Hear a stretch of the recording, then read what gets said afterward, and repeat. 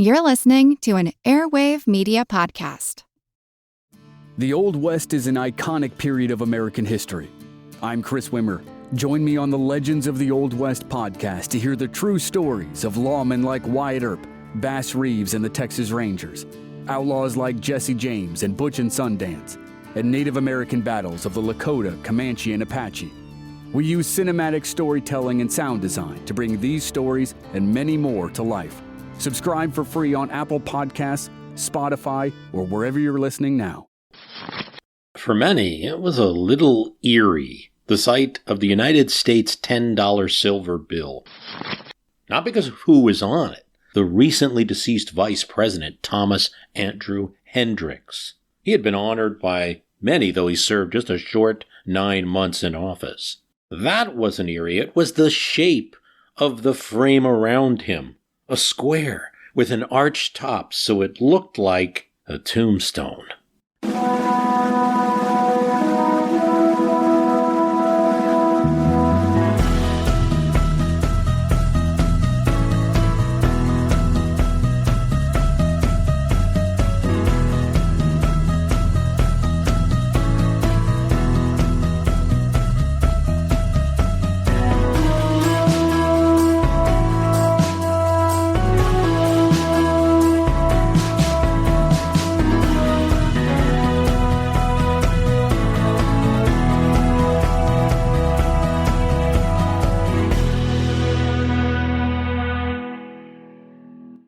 Issued a year after his death, it had been in the planning stages before that, which makes the whole story strange. Nonetheless, it was reissued in 1891 and then again in 1908 with the same frame.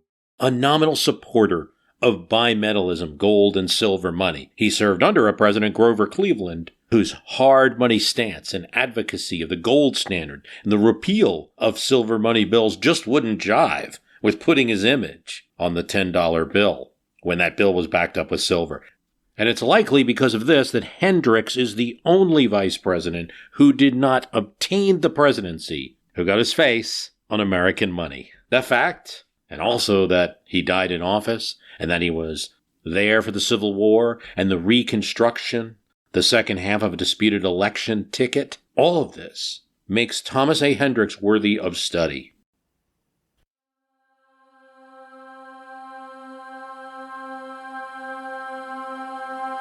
If I was to make a movie about Thomas A. Hendricks, vice president under Grover Cleveland, I'd open with this scene. Pan the camera on a man speaking in front of the courthouse in Shelbyville, Indiana, the county seat, shaking his fists and spewing all sorts of invective about the character of the congressman of the district. There is a crowd around him, getting larger and increasingly stirred up by the rhetoric of his attacks and cheering him as he does.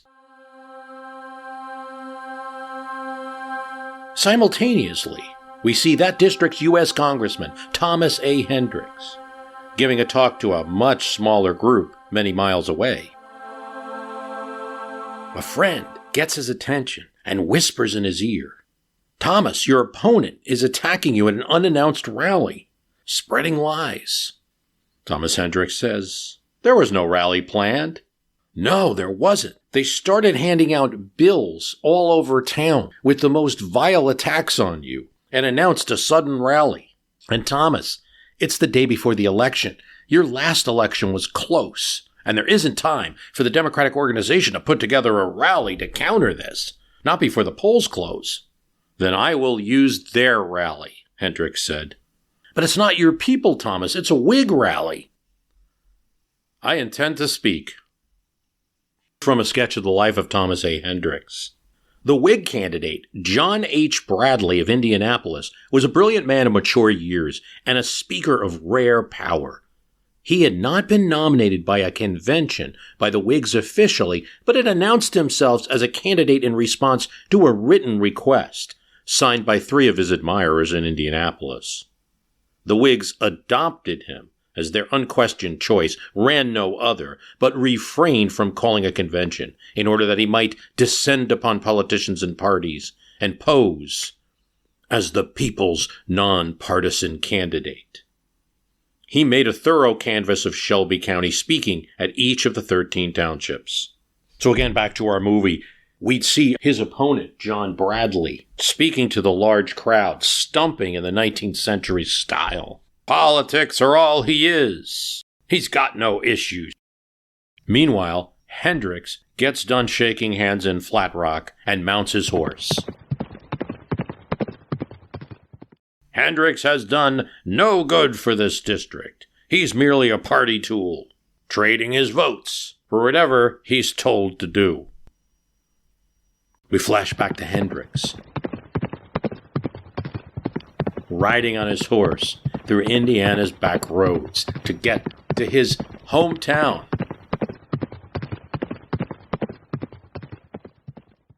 Indiana needs improvements, better railroads, canals. And what do the politicians get us? Nothing. Who's the head of the politicians? Hendricks. We see a few Whigs in the crowd in Shelbyville. We like this candidate. He fights. He's forceful. The courthouse is where people would go to hear political news. You do not have the internet. You do have limited amount of newspapers and things like that. But you go to your local courthouse to see candidates and to hear political opinions. There would have been a variety of people, but mostly this was instigated by the Whigs to get a pro-Whig crowd for the supposedly nonpartisan candidate. Flashback to Hendricks riding, getting closer to Shelbyville. I am nonpartisan myself.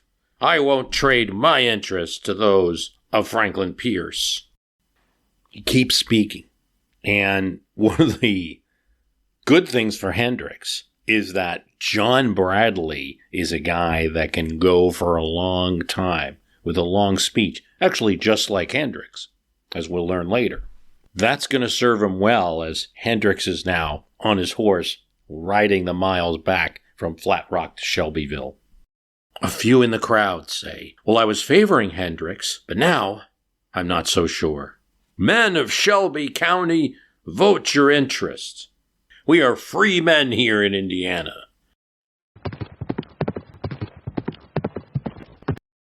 We see Hendricks now getting off his horse in Shelbyville, and friends of him, longtime friends, are saying, Thomas, did you really do all those things he said? Spend the public monies wastefully that way?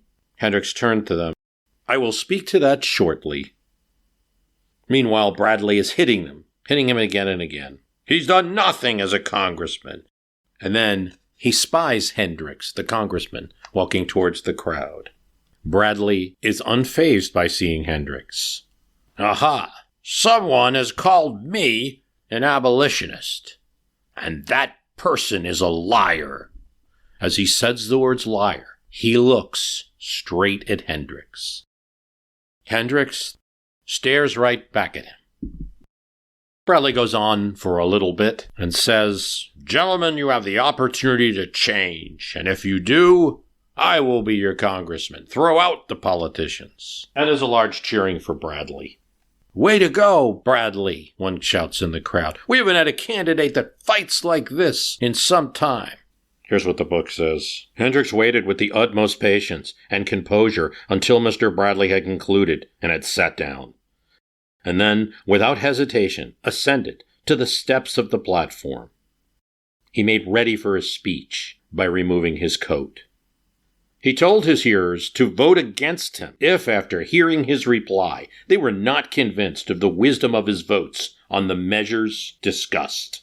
He took these up for consideration one at a time, stating each in case some explanatory fact, some important consideration that had been left out or concealed by Mr. Bradley.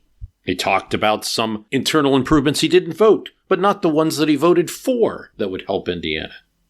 Regarding the sneers about Hendricks receiving a nomination from a party, I am the unanimous nominee of the representatives of the Democratic Party, and that's many thousands of citizens here in Indiana. Mr. Bradley is the nominee of 3 people. That's right, 3 people. One, a respectful druggist. The other, a citizen little known. And the third, a gentleman of leisure on the streets of Indianapolis. Then he went through the arguments. Did you not approve of my vote on the Homestead Act? Here's why I voted for it. He'd go to another bill. Here's why I voted for it. And then say, does anyone now disapprove of my vote? Not a man made a rejoinder. You can just sense the crowd, and they're rumbling a little bit. At first, they're very surprised to see Hendricks speaking. This is not what they expected, did not expect the debate today. Many of them came out to support the Whig and normally would vote for the Whig. But now, hearing the actual recipient of all the attacks speak, here's why I voted for it. Here's why I voted. Does anyone now disapprove of my vote? They're listening. Here's what the biography says. Bradley left the courthouse a beaten man, almost frantic with rage and disappointment. He mounted a store box on the street and vainly tried to rally his panic-stricken supporters with an incoherent rejoinder. The result was that the ordinary Democratic majority in the county was nearly doubled for Hendricks. In the story of Hendricks, it is a story of a political fighter in a state that went back and forth between the 2 major parties of the day.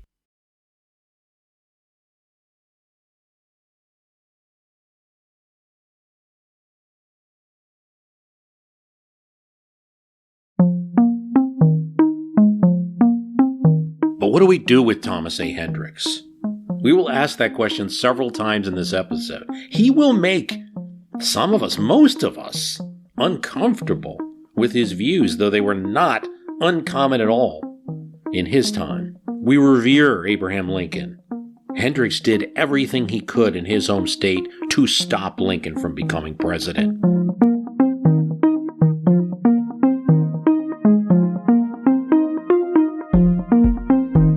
He opposed his policies. He differed on the course of the Civil War. Yet Lincoln himself commended Hendricks's fairness. And Hendricks took on Copperheads who were opposed to funding the Civil War, wanted a hasty peace, while also opposing emancipation and opposing Lincoln's draft. Hendricks's views on race, outspoken against the 13th, outspoken against the 14th, outspoken against the 15th Amendments, and opposed them in the Senate, and believed people of his own skin color to be superior, though he confessed to not having met many African Americans. Yet Hendricks spoke out forcefully when know-nothings, anti-Catholic groups, anti-immigrant bigots attacked those Americans, views that he could not seem to apply to racial issues. What to do then with Hendricks? Friend to political machines, supportive of the civil service, yet a defender of the spoils system for those jobs not covered in that service legislation, served under a gold standard president, as we mentioned, with views that were mixed, but settling on an image of support for soft money. He spoke plainly on some issues, such as an independent judiciary, the need for union, supporting the federal Constitution, and the cause of Irish independence.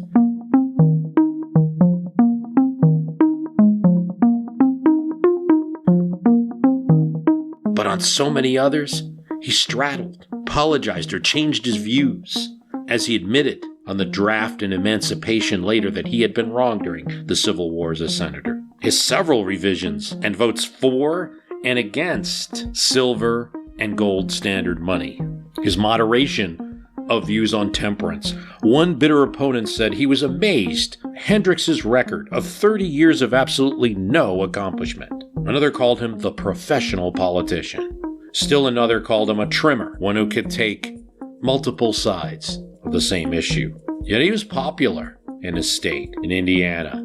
Being popular in Indiana was not nothing, because it was one of the important swing states in the 19th century. That and New York, one of the reasons that Hendricks ran twice with New York governors at the top of the ticket.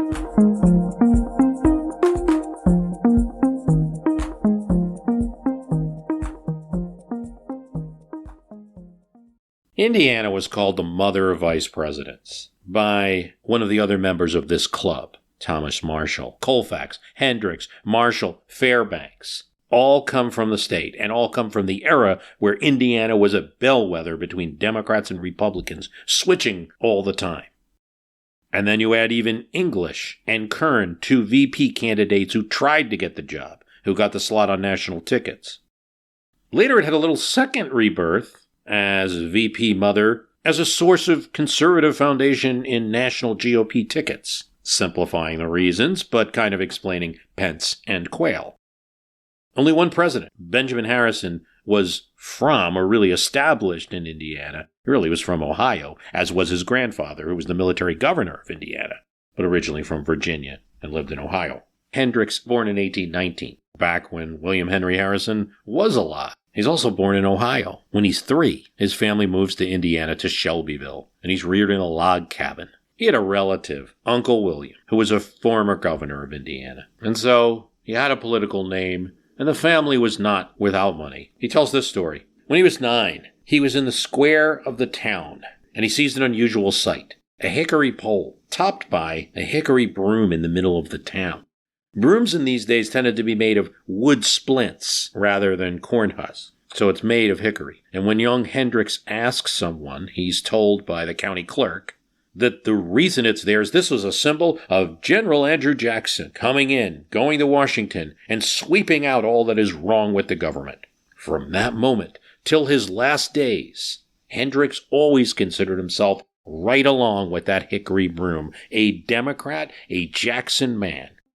All the accounts of friends and even opponents say he was likable. He made long stump speeches. He memorized the Bible and Shakespeare. He was often the boss's favorite, a party stumper. That he joins the ranks of Gary, of Wilson, of Hobart, and Sherman, who died in the vice presidential office, brought grief and shock. But perhaps it shouldn't have been so surprising. By the time of the 1884 election that put Hendricks in the vice presidency, he had already suffered a stroke.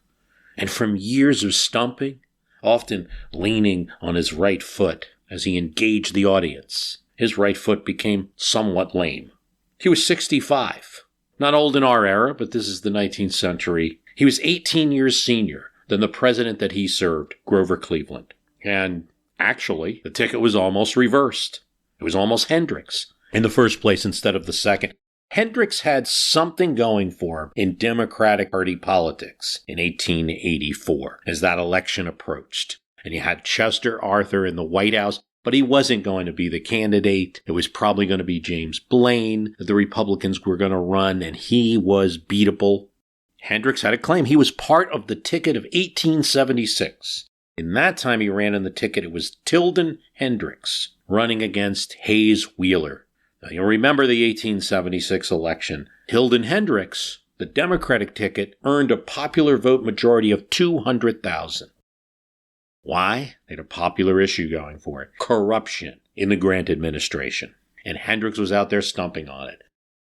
But later, in the Electoral College, the states of Louisiana, Florida, and South Carolina switched from popular vote majorities for the Democrat to electoral votes being cast for the Republicans. And then the state of Oregon, which had voted Republican, but due to a technicality, an elector who was a federal office holder, the governor reported Democratic votes.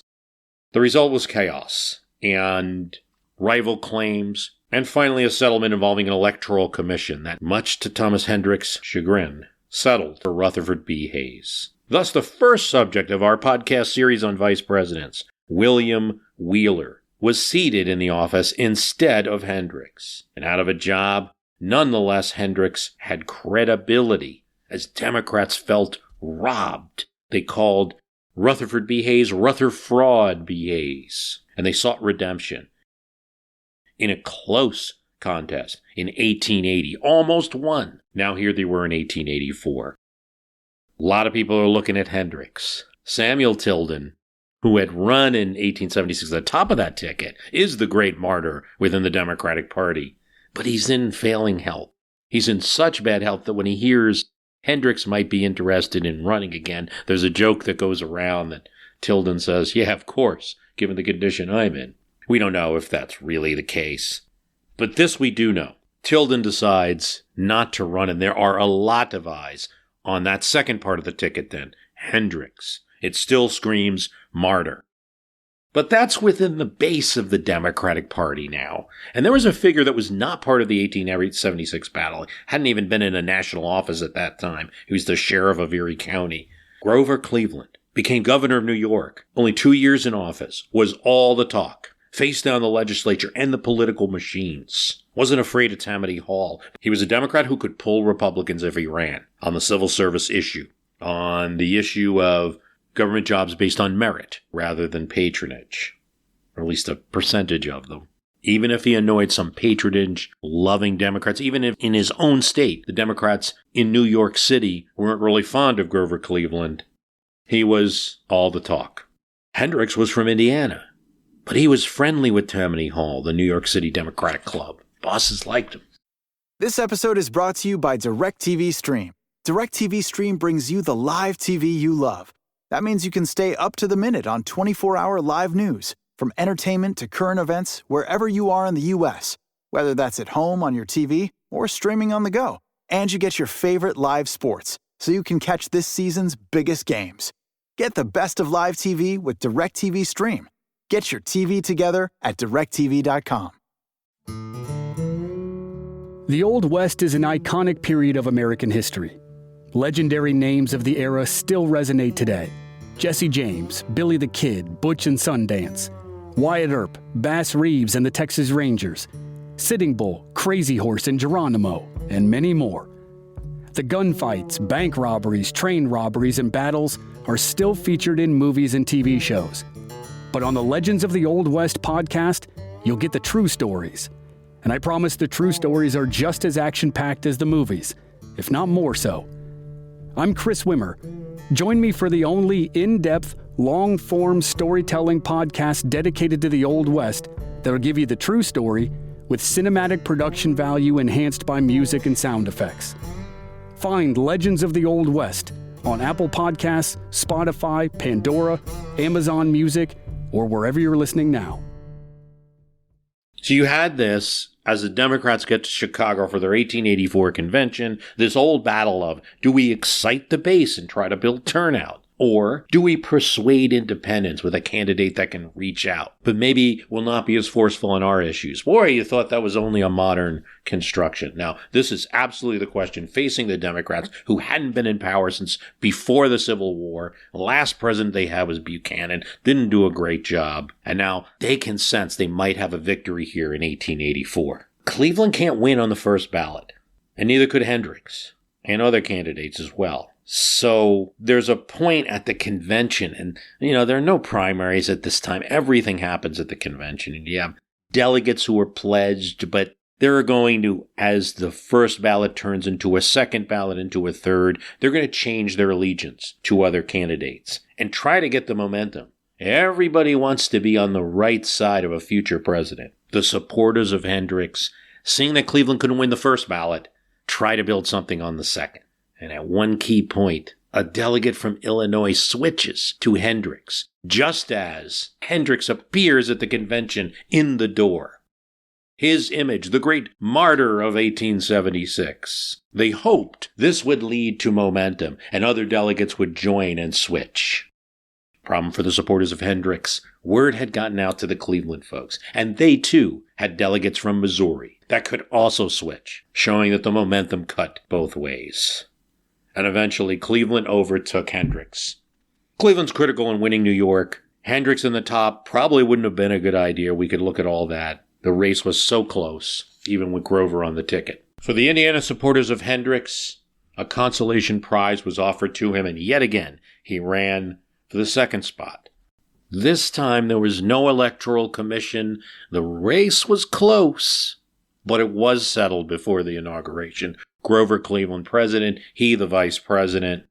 His relationship with the person that he served under was not much different than most in the 19th century, despite Hendricks' stature. They quarreled a bit over patronage. Cleveland would make no appointments based on a politician's say. He meets with Hendricks only after the election, just a few times, and when Hendricks suggests that he has some folks in Indiana he'd like to get jobs. Cleveland says he'll have to investigate all of that. Not what Hendricks wanted to hear. Look, vice presidents at this time, we must remove ourselves from the image of the Veep nowadays, where the vice president is there besides the president signing legislation or engaging in important conferences and tasks, meeting with world leaders. The VP came to the White House only if called on, only if the president sought his advice. And in the 19th century, it's kind of rare. Here's how Hendricks puts it to a reporter. I have not seen the president in 4 months, but I have no doubt when I meet him, it will be on the terms of the most cordial democratic fellowship. Here's what one biography says. In his childhood, Thomas A. Hendricks was the typical barefoot boy. He was the second child and was born in the log cabin home of his parents in Ohio. He was too young to remember the removal to Shelby County, Indiana in 1822, and his earliest recollections were of this new home, and how dear it was, every memory of the home. From the discussions of public questions at the table and fireside by the family and their guests, he early became interested in the topics of the day, and even as a child adopted independent views. The courtroom and the post office were objects of special interest to him, and in visiting them, he learned much from his contact with businessmen and politicians. His father was a big supporter of internal improvements and oversaw a railroad that went through the town, bringing new opportunities to Indiana. The family were Presbyterians, and at 17 he went to a Presbyterian college in Indiana, studied law school in Pennsylvania. He was maybe not the most studious, but he loved to debate. As in all the old seminaries, oratorial exercises were a prominent feature of the work. He took pains to commit his speeches fully and to speak them in natural tones. In learning them, he often repeated them along the byways on his road to school. When he deemed himself unobserved, becoming absorbed in the declamation, he would sometimes forget that others might overhear him. It is related that one of his schoolfellows noticed him reciting to himself and exclaimed, "There goes that lunatic." "Yes," interposed the father of the speaker, who chanced to hear the remark, "and I wish you would grow to be a lunatic of the same kind." This from the Life and Public Services of the Honorable Samuel J. Tilden, to which is added the sketch of the life of the Honorable Thomas A. Hendricks. He entered with an honest zeal into every case of law which engaged his attention, and never slighted any detail, however seemingly unimportant. He was a dangerous opponent. It has often been said in speaking of Mr. Hendricks and his early success as a lawyer that while many of his rivals were more apt to win their cases before a jury, he invariably carried his point with a judge. Hendricks established a law practice and was sought out for the Indiana General Assembly. He worked on education and other issues. Served there only 2 years. It may not have fulfilled his interest. What did interest him more is when he was sent by his county to the Indiana State Constitutional Convention of 1850. There, he was very influential. For his work on the Constitution, he was well regarded, and he'll use this to get to Congress.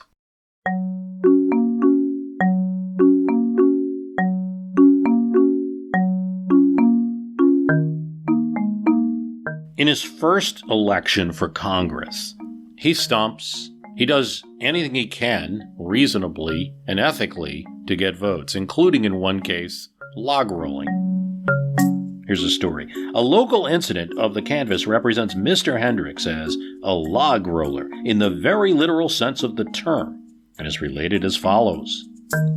Through the Central District, the back counties were in the backwoods. The northern part of Hamilton and all of Tipton County were new.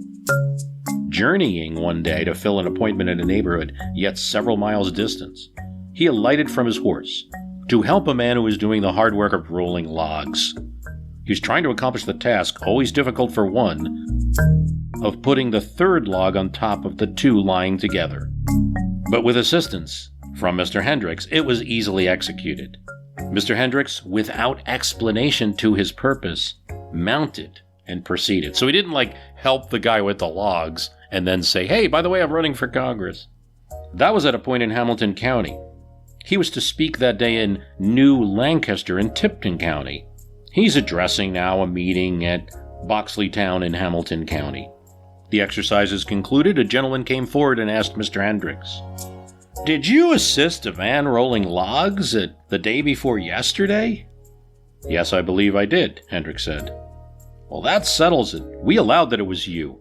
The man who is neighborly enough to give that character of assistance and so polite as to conceal the fact of his candidacy upon such occasion is our man for Congress. That was my son-in-law you helped, and he and another son-in-law, my son and myself, are Whigs, but we have determined to vote for you. The returns from that precinct showed that Mr. Hendricks received 4 Whig votes. While his discourse may have aroused the Democrats, by log rolling, he acquired the votes of the Whigs.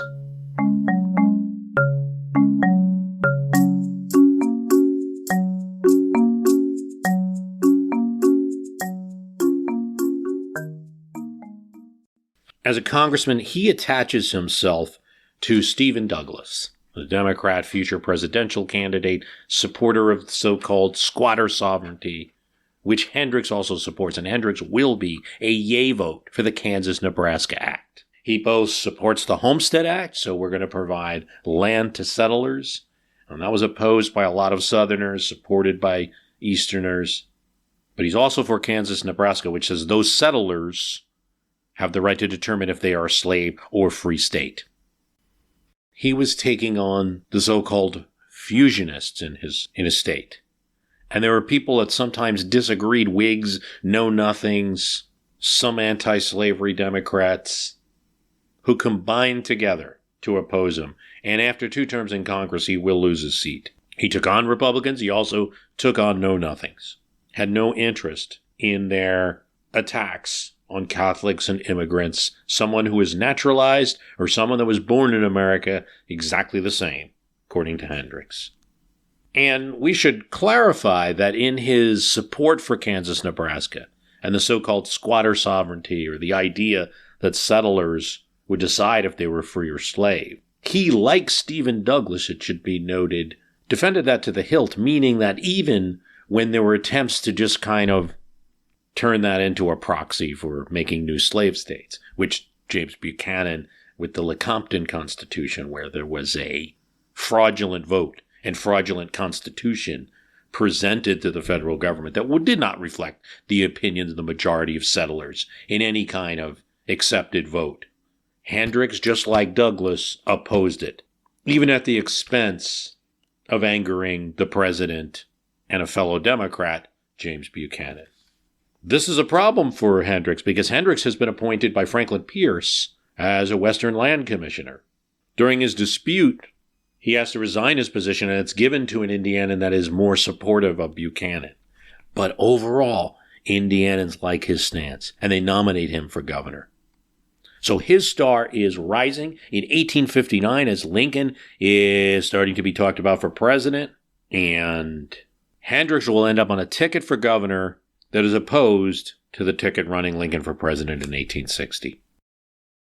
He loses. But the support for the Lincoln administration in Indiana is somewhat short-lived. By 1862, Hendricks is leading the Democratic State Convention and setting the Democratic Party position on issues. He's opposed to the draft. He's opposed to emancipation, even though he'd reversed these positions in 20 years, but then felt strongly about it. He also takes views in this state convention that can't be seen as any other way than racist. Clearly states that, in his view, the white race is superior. His party is going to win the 1862 legislative elections.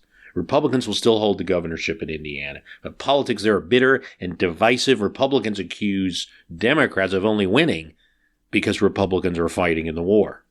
But he also quarrels with his own Democrats in Indiana who are so-called Copperheads or Peace Democrats. He wants no part of that faction, does not call for any end to the Civil War, supports funding of the Union effort, but is opposed to emancipation and the draft. He also opposes the 13th Amendment. He will be elected to the U.S. Senate by the Democratic Legislature of Indiana. And this is where the two will differ on politics, but Lincoln says, Hendricks, you've always been fair towards this administration, even though we have different politics. He's also developing his views on money, and during the Civil War, in order to fund it, the federal government is producing greenbacks. And this, Hendricks opposes. He takes a Jacksonian view of banks. He associates greenbacks with this. paper money with this. He thinks that Lincoln is taking on way too much debt. But it is interesting, because later, in 1868, when he's a senator with his eye on an Indiana governorship, he votes to repeal a bill that would contract greenbacks, the bill that would constrict the Civil War issuance of those greenbacks.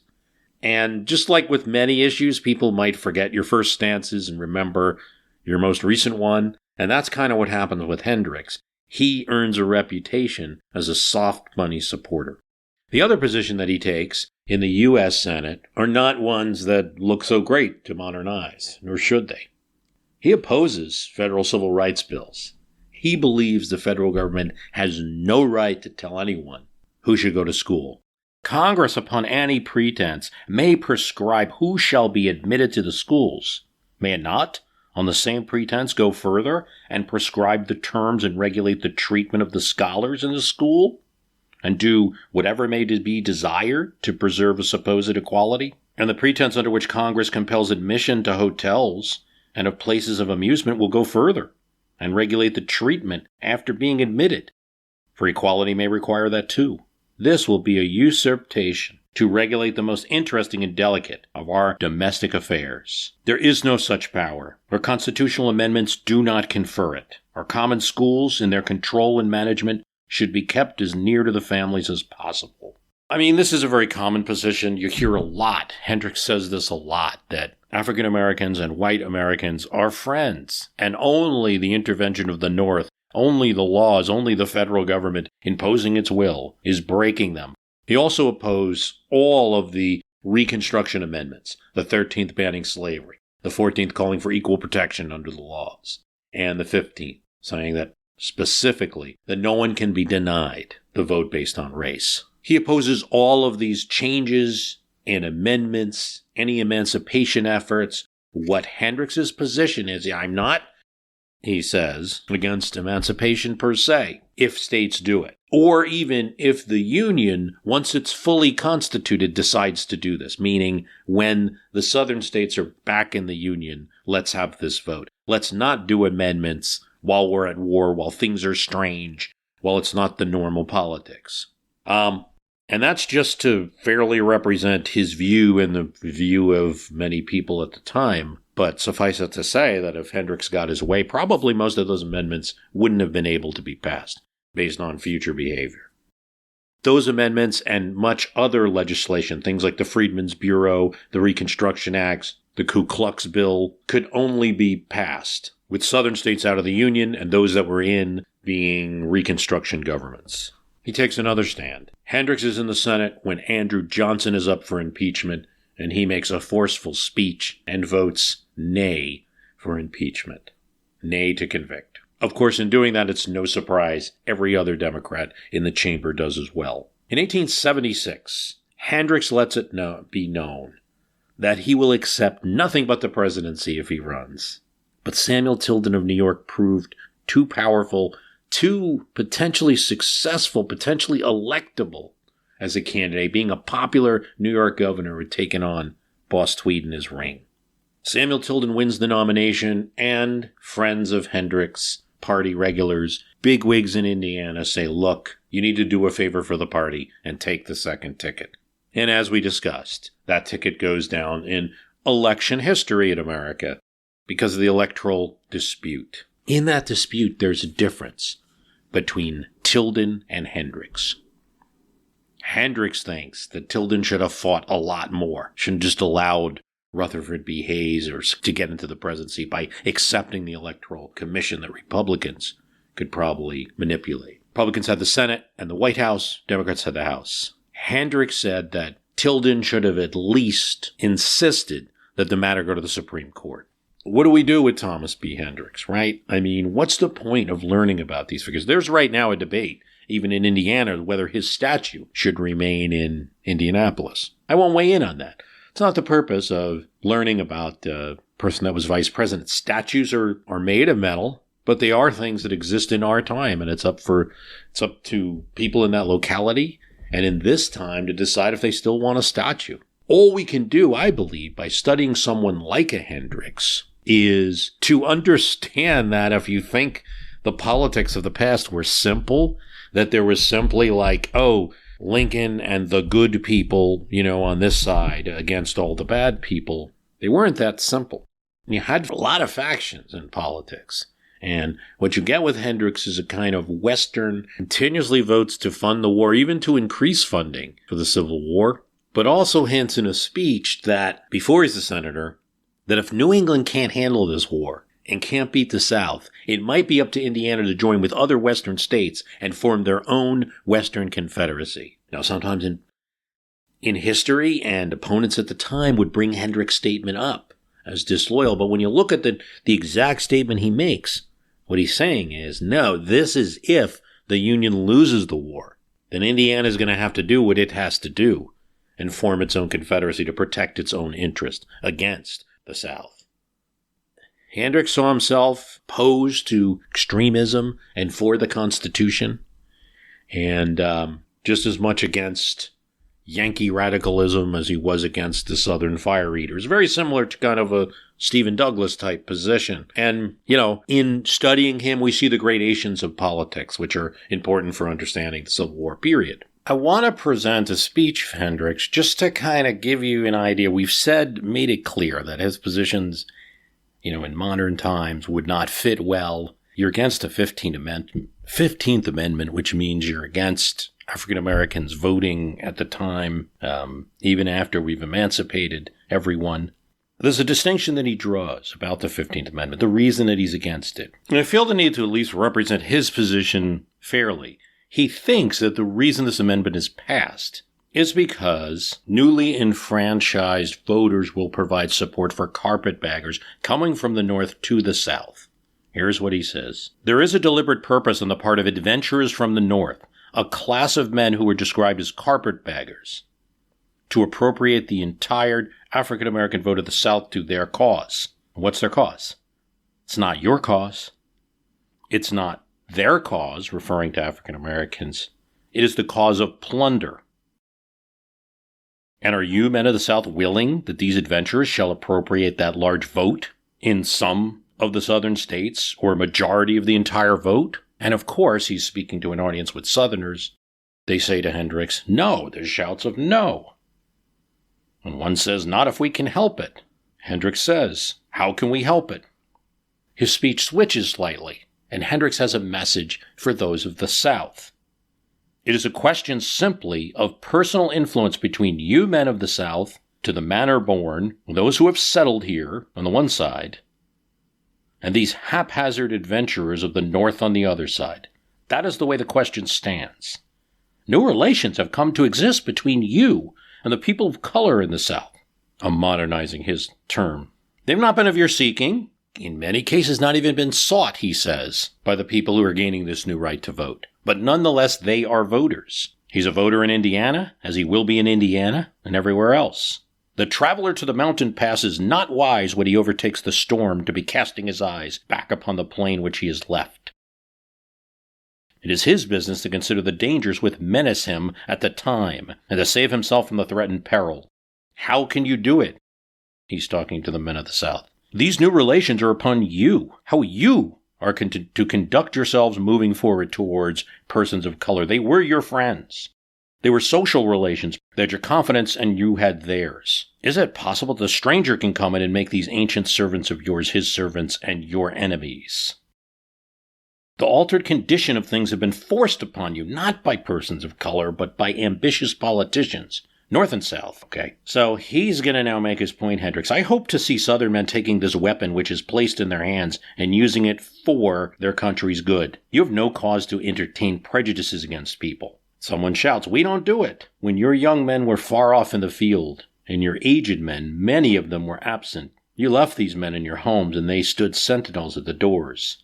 I mean, I think in some cases, yes. In many cases, they ran away or joined the Union Army, but it's not what Hendricks clearly wants to mention. Essentially, what Hendricks is saying is, if you assure them that you will give them just laws, fairly administered, do this, and the outside adventurer cannot turn the persons of color against you. So so this is one way to see Hendricks, that he's I don't want to say he's exactly in the middle, because he's clearly more for the Reconstruction era on the more conservative side, the more anti-change side. But he is making a point that, guys, don't mess this up. He has words for the South. Don't mess this up. You have your chance. Treat people well. And if you accept that argument in good faith, it could have been explained to Hendricks near the time of his death, or if he was still alive thereafter, that never happened. That they didn't live up to their side of the bargain across the former Confederate states once Redeemer governments took control. But yet his view is a viewpoint at the time and helps to at least inform what people were thinking. People in northern but western states, people even in northern states, were thinking. As Indiana governor, he supported some temperance efforts, but also wanted the state to realize revenue from alcohol sales and to allow at least have the localities to decide. Here's what he says. Sales should not be made to boys, and if necessary to prevent it, the boy who misrepresents or conceals his age to obtain liquor should be punished, as well as the party who knowingly sells to him. Drunkenness should not be permitted as well as selling to the intoxicated. All sales should be forbidden when the public peace or safety requires it, and like other pursuits, it should be suspended in the nighttime. Perhaps the hour now fixed is unnecessarily and inconveniently but society should be protected from the disturbances and bloodshed incident to the traffic in the middle of the night. And plus, Hendricks adds, it should be considered where a difference in regulation could not safely be made for the sale of vine and malt liquors and the stronger and intoxicating drinks. There is certainly a great difference in the evils that result from their use. He's straddling across the many great political issues of his century. Well, that's what we do in Indiana. Not only did Cleveland and Hendricks not get along exactly, and Cleveland didn't consult Hendricks, and that would make him not too different from other VPs. There was a little bit more hostility than you would normally get. Hendricks is quoted in the press saying about a New York gubernatorial election where an opponent of Grover Cleveland is elected to fill that seat, David Hill, that a actual Democrat has been elected with all that entails. And it just showed that he was for the faction that would say, to the party goes the spoils. A senator who knew him explained that he didn't have respect for politicians who want to linger in the shade and slumber while he and the boys, the party workers, had borne the heat and the dust and the burden of battle. It suggested that those people who did the battle should be getting the rewards. But Grover Cleveland wanted to institute more civil service reform, not only in the legislation, that's something many Democrats supported, but he also wanted to implement reform in his actions as president. In other words, not throw out all the Republicans just because a Democrat had been elected. Hendricks is among those figures. He at one time says, this is not a Democratic control of the government. This is not a Democratic administration. It's a Grover Cleveland one.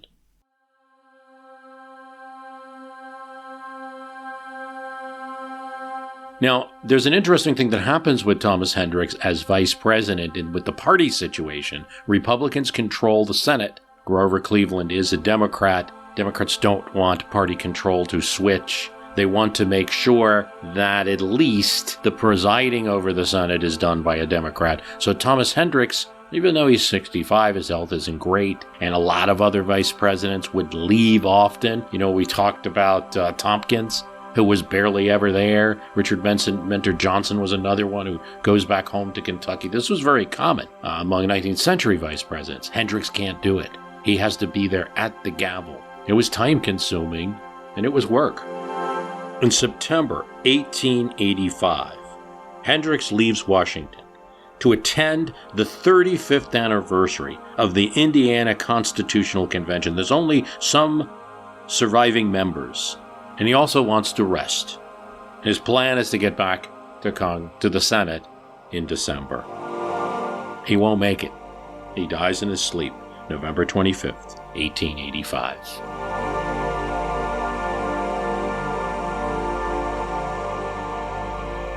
Hendricks' contribution to the government of the United States continues after his death. Not only is he printed on the money, but the fact of his death and the party structure where you had no vice president. And Grover Cleveland, though young, was not a man in excellent health.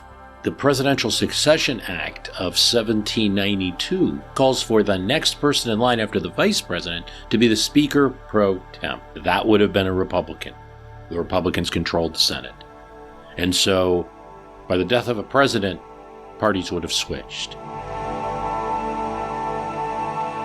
That got everyone working, and to their credit, Republicans as well, a few Republicans, most notably George Hoar of Massachusetts, worked on legislation to change the presidential succession so that it would go from the vice president to the Secretary of State, keeping the succession within the administration. It was actually moved back to Congress during the Truman administration.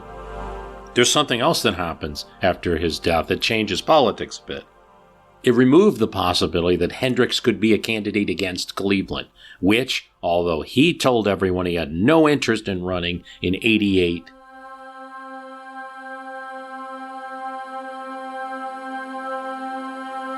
one of his last speeches is for a cause that brought a lot of attention, and that is the cause of Irish independence. At this time, the whole of Ireland was still controlled by Britain, and they did not yet have home rule. For Hendricks, this lack of democracy in Ireland is a problem, and even though he's the Vice President of the United States, he must speak out about it.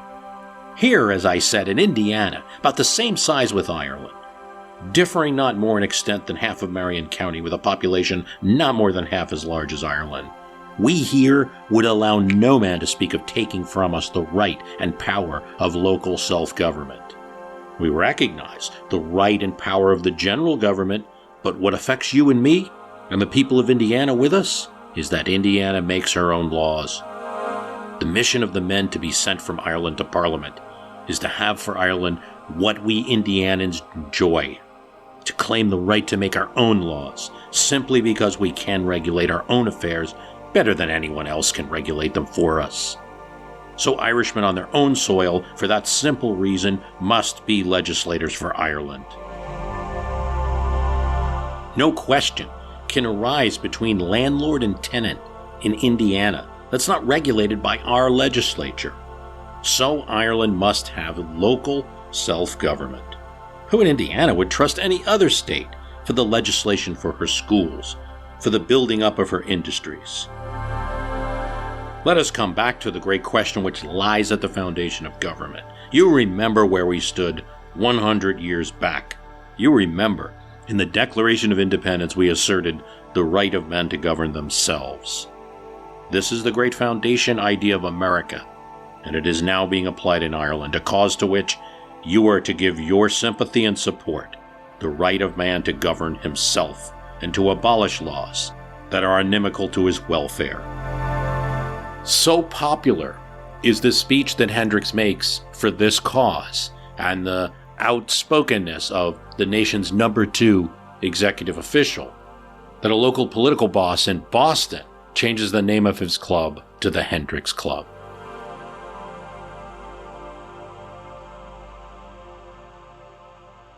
I want to thank you for listening. This is the Vice President of the United States podcast. Please subscribe to us on iTunes. We have more Vice Presidents coming up.